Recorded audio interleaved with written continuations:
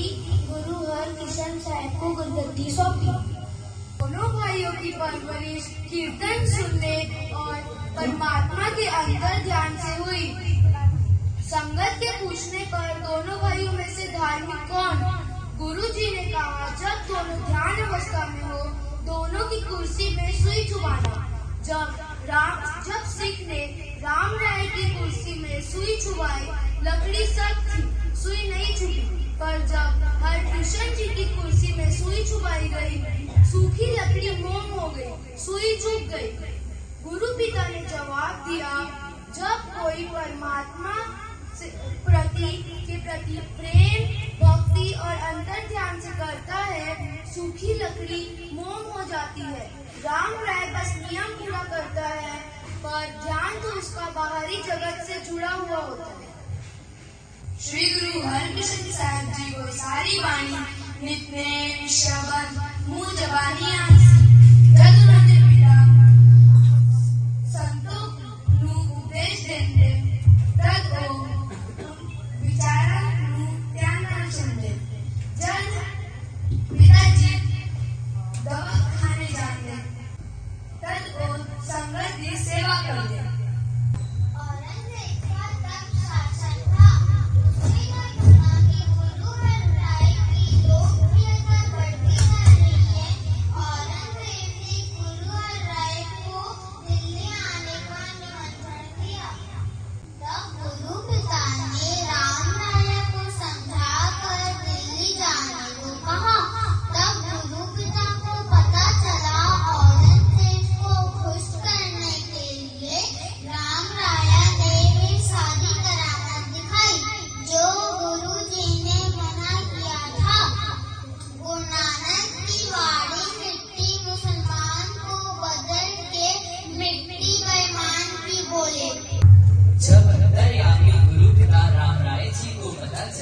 उन्होंने कहा, केवल बादशाह को खुश करने के लिए निरंकार की वाणी को बदलने का संकोच राम राय जी ने जरा भी नहीं किया।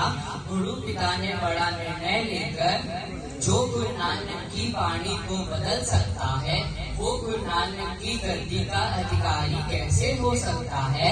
गुरु पिता राम राय को कहा, ना तुम यहाँ दर्शन देना, ना ही तुम अपना मुख दिखाना, मुगलों से माया प्राप्त करके ही खुश रहना। श्री गुरु हरकिशन को गुरु नानक देव जी की जोत बनाकर गद्दी सौंपी। गुरु हरकिशन ने अपने पिता हर राय जी के अकाल चलाना करने पर भी नियम से अमृत वेले उठकर संगत को गुरबाणी का उपदेश देते। संगत रह जाती हैरान, इतनी छोटी उम्र में इतना प्रेम। वे दवा खाना जाकर रोगियों की सेवा भी करते थे। उनकी मेहर भरी नजर पड़ते ही रोगी पहली बार की दवा से ही सदा के लिए ठीक हो जाते।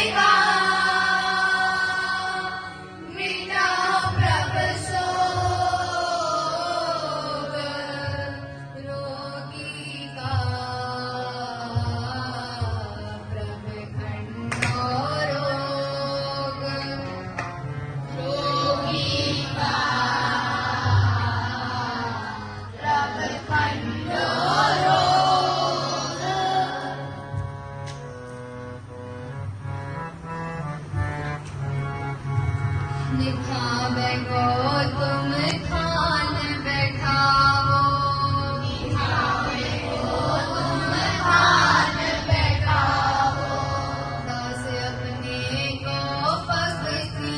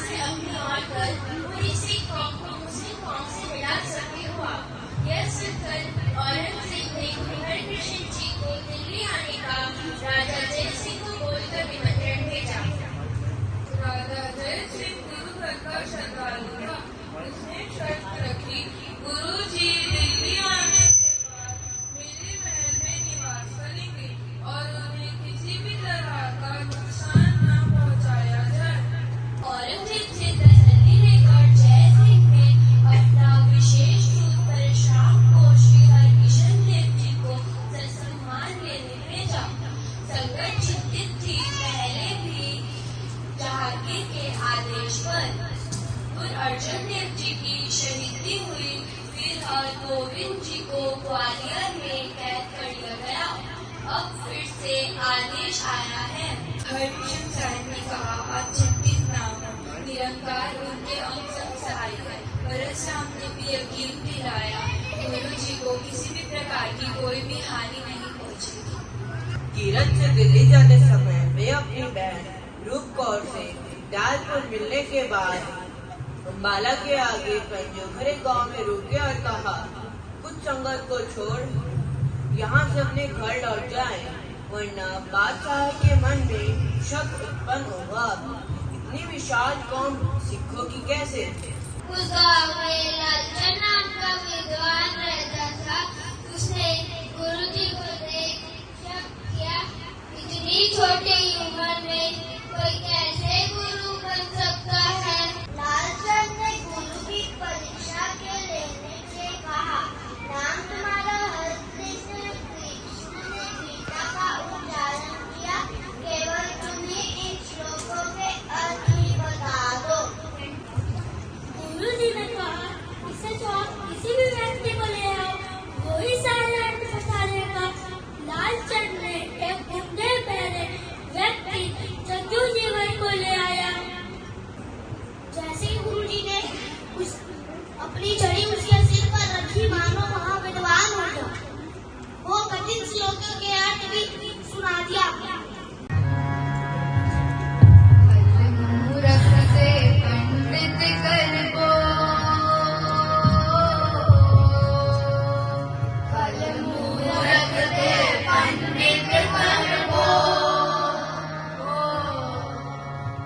फल मूरख से पंडित करबो, पंडित ते मुखधारी, भिखारी ते राज करावे, राजा ते भिखारी, भिखारी ते राज करावे, राजा ते भिखारी, भिखारी ते राज करावे, राजा ते भिखारी, भिखारी ते राज करावे, राजा ते भिखारी,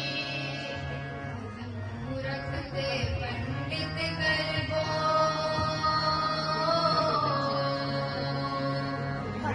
मूरख ते पंडित करबो, राजा श्याम बीत नहीं जानी तेरी, राजा श्याम बीत नहीं जानी तेरी, तेरे संतन की हचेरी, तेरे संतन की हचेरी, फल मूरख ते पंडित करबो, पंडित ते मुखधारी, भिखारी ते राज करावे, राजा ते भिखारी, भिखारी ते राज करावे, राजा ते भिखारी, फल मूरख ते पंडित करबो, हंस तो जाए सो रोवत आवे, रोवत जाए सो हंसे, बस तो होए सो उजर, उजर होए सो बसे, हंस तो जाए सो रोवत आवे, रोवत जाए सो हंसे, बस तो होए सो उजर, उजर होए सो बसे, जल के खल कर खल के गूंगा, उपद मेरे करावे, तर्क ते आकाश चढ़ावे, चढ़े आकाश गिरावे, जल के खल कर खल के गूंगा, उपद मेरे करावे,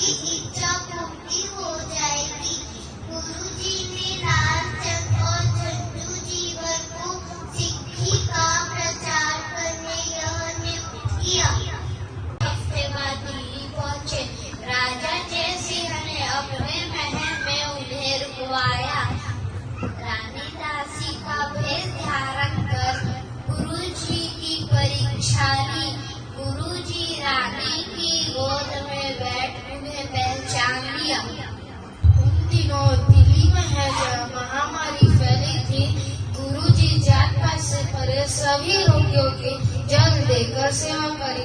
जहां आज भी बंगला साहिब जो दिल्ली में स्थित है, मुस्लिम रोगी भी गुरु जी से प्रभावित हुए, उनका नाम बाला पीर रख दिया। रोगियों के लिए सेवा पर गुरु हरकिशन साहिब जी को चेचक बीमारी ने घेर ली। गुरु जी राजा का महल छोड़ यमुना नदी के तट पर तंबू लगा रहने लगे ताकि राजा जय सिंह को कोई बीमारी न झेलना पड़े। माता कृष्ण कौर ने अपने पुत्र हरकिशन साहिब जी से कहा, तुम तो गुरु नानक की गद्दी संभाल सभी के रोग दूर करने वाले हो। तुम्हारी दृष्टि पड़ने से लोगों के दुख दूर हो जाते हैं, तब आप कैसे बीमार पड़ गए? गुरु जी ने सहजता और विनम्रता से जवाब दिया, हे माते, जिस निरंकार ने नश्वर शरीर दिया है, उस शरीर का अंत तो निश्चित है। गुरु नानक जी का भी यही संदेश है, जो तुझ पावे साई परिवार, तू सदा सलामत निरंकार। संगत ने गुरु जी से प्रार्थना कर पूछा, आप जी हमें किसने छोड़कर जा रहे हो? कि कौन इस दुर्गति को संभालेगा? गुरु जी ने कहा, बनपुर संगत सकल संभाले, बाबा बदल सिंह ग्राम बहाले। गुरु जी ने औरंगजेब को पहले से ही संदेश दिया था, तुम मेरा दुख नहीं देखोगे। गुरु जी जब शरीर त्याग ज्योति ज्योत समाए, औरंगजेब ने जब गुरु हरकृष्ण साहिब जी का मुखमंडल देखना चाहा, अदृश्य शक्ति ने विकराल रूप धारण कर उसे डरा दिया। आज उस स्थान पर बाला साहिब दिल्ली में स्थित है। गुरु हरकृष्ण साहिब जी निरंतर सूझबूझ सेवा व अपनी आध्यात्मिक शक्ति से ओत प्रोते सिख कौम को स्थिरता और मजबूती प्रदान की। अडोल एवं शांति के प्रति गुरु हरकृष्ण साहिब जी को सत सत नमन, सत सत नमन, सत सत नमन, सत सत नमन।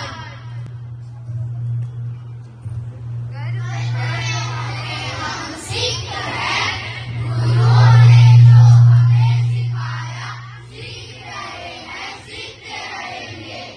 सद्गुरुओं ने हमें सिखाया, धर्म की रक्षा का पाठ पढ़ाया। संत कभी सिपाही बन, सेवा से बनता सुदास। हम सिख हैं, गुरुओं ने जो हमें सिखाया, सीख रहे हैं, सीखते रहेंगे।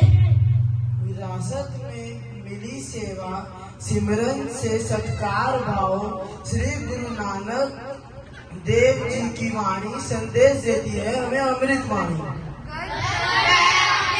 सीख हैं, गुरुओं ने जो हमें सिखाया, सीख रहे हैं, सीखते रहेंगे। नाम जब तीरथ कर वंश, कर्म से न कभी न थक, काम क्रोध लोभ मोह अहंकार, पंच दोष से रखते हमें दूर, जात पात का भेद मिटाकर जगमग बढ़ाता सिक्खी नूर।